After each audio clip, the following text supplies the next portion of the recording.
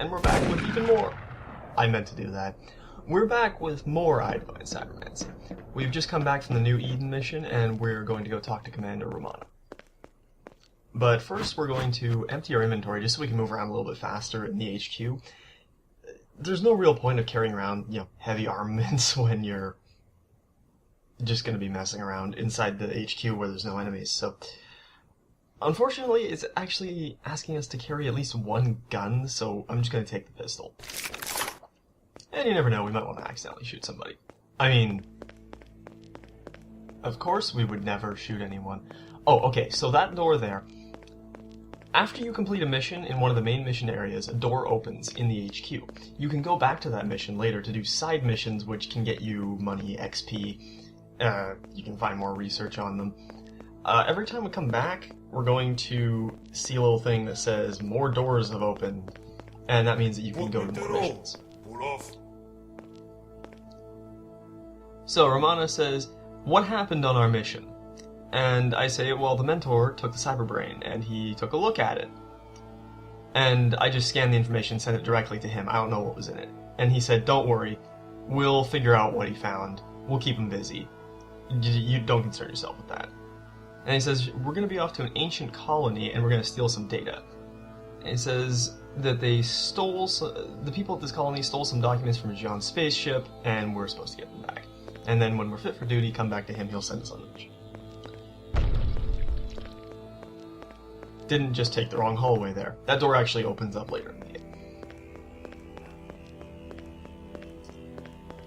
So this part is going to be mostly just messing around the Temple HQ. If you don't really want to see that, and you're just concerned with the missions, just skip to the next part. So what we're looking at right now is our Cybertek implants. Each one of these can be upgraded for money, and they do all have different effects, such as giving you more accuracy, giving you more endurance, maybe shielding a part of your body, giving you more psi skill, also enhancing cybernetic implant things, cybernetic abilities, which can be bought from this guy, which is what we're going to do right now. We have enough money to actually buy several of these abilities, but right now, what we're looking for is eye vision for the most part. Cloaking system's useful, but since we already are fairly decent at sneaking, we might as well just not buy it. And we also need 12 more endurance points to even be able to use it. So we'll buy some eye vision. And why don't we just allocate those skill points while we're at it? Or maybe not. It's actually better to wait to see what you want to buy before allocating the skill points. Because sometimes you'll say, want to buy a gun, and the gun will say, well, you need 45 accuracy to be able to buy this gun. And you just allocated 3 skill points into strength, and you have 42 accuracy. And you just go, well, shit, if I had just waited. So that's why I usually don't allocate skill points on missions, is because you can often optimize your character a little bit better. Oh look, Juan. So we're back from New Eden? Yes, he says we created a mess out there like an epidemic, and I just tell him to fuck off.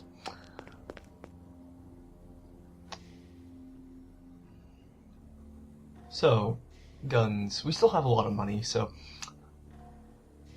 why don't we pick up the Motra submachine gun? This is a very good gun, but we don't have enough agility to buy it yet. Luckily, we saved our skill points, so we can just put 3 points into agility, and now we can buy the Motra. Perfect.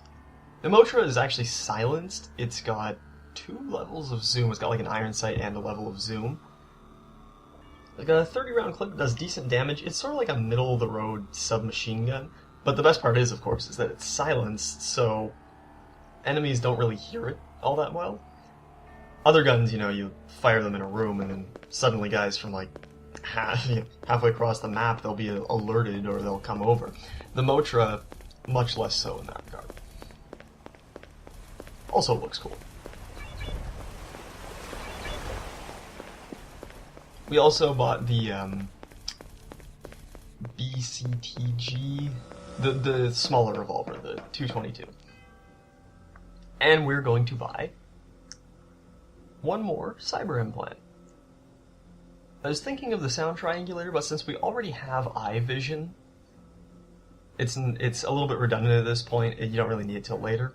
Dermal Sheath requires way too much endurance. However, we do have, if I remember correctly, enough skill points to get the requirements to buy the targeting system. And now the targeting system is one of those things that is very, very useful. So we still have 11 skill points left. We might as well just put them into some spots now. We're going to gain some more after the next mission anyway. So, yeah. And with more strength, we get less speed malice, so we can actually carry more stuff, which... that's always good, I guess. So yes, the targeting system is one of those things that's just very good for a lot of situations. We're just going to assign it and iVision onto our action shortcut menu right now, our quick bar, whatever you want to call it, because we're going to be using them. Well, so iVision puts this little filter over everything and shows all enemies in gray, or well, anything in gray. Makes it a lot easier to spot things. You can also spot through fog. So here's an interesting little character. He talks about how the human race is superior to other animal races because of how horrible and perverse we are. And then tells a story about how this guy talks about his daughter Sylvia getting drugged and raped for several days.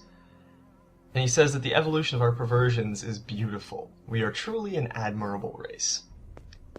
What a very nice man to speak to. I'm sure he's a great hit at parties.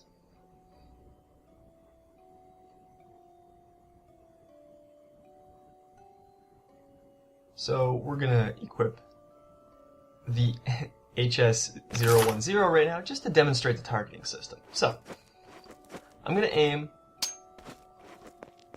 with the alternate faster firing mode up at this wall. And I'm gonna shoot 100 bullets. There's the spread on that. And now we're going to enable the targeting system and shoot 100 bullets. Pretty big difference. Targeting system tightens up your crosshairs and makes it so you get no spread and very little recoil. So you can basically pull off, Quake 3 style things where you just are running and sniping at the same time, stuff like that. And, of course, we're going to throw in our new guns, the Motra and the 222.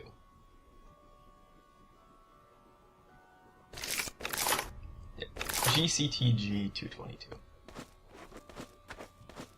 The GCTG 222 has 6 shots. It's got also 2 levels of zoom.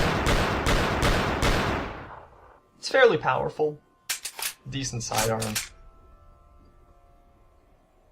The Motra, also 2 levels of zoom, nice little scope on it. It's got a fair bit of recoil, but it's quite accurate.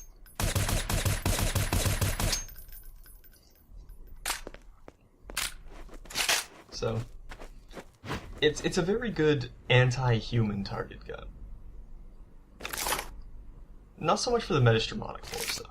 Well, not so much for certain creatures in the Metastromonic Force. There are those... well, we'll see them a little bit later. Yeah, against Federals, Looters, it's actually quite good. And it's light, is the other thing. It's light, and it's small. If you want to play stealth, this is the gun to have. It's also very cheap. You can get it, if you're really good, you can actually get it on the first mission. Like, after the first mission. So, on the next part, we're going to the Forgotten Center.